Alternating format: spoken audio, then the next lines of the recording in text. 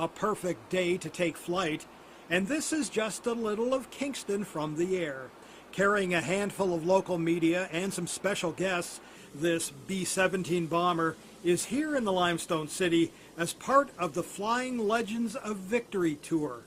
This was built too late in the war to go over to Europe. They were winding down the European theater at the time, or they had such superiority, and Germany was starting to crumble.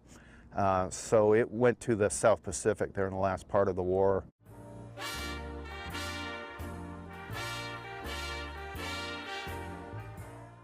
Known as Sentimental Journey, this B-17 is one of only 10 in the world that's still flying. The aircraft is a part of the non-profit Commemorative Air Force Museum out of Mesa, Arizona. The Kingston stop is one of between 40 and 50 that these flying fortresses make each year.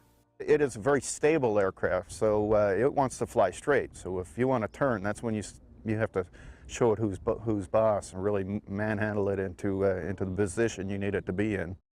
Sentimental journey for me because this is where I learned to fly. Roy Brown of Kingston was a fighter pilot during the Second World War. He was also a part of the early afternoon flight. Exhilarated, absolutely exhilarated. It took me back to the years where I learned to fly here in '44, and overall it made me feel young again. And at my age, anything that makes you feel young again is good. I flew not as a pilot, but as a passenger. I was what was called a fighter direction officer. Kingston's Clark McCready was also on the flight. Great experience, great experience. And as Roy Brown said, that's the last of the bucket list.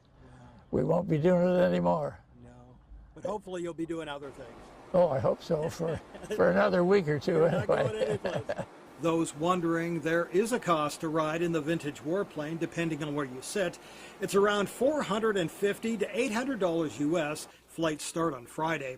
Static ground tours are also available before the bomber flies out next Monday. Mike Postevit, CKWS News, Kingston.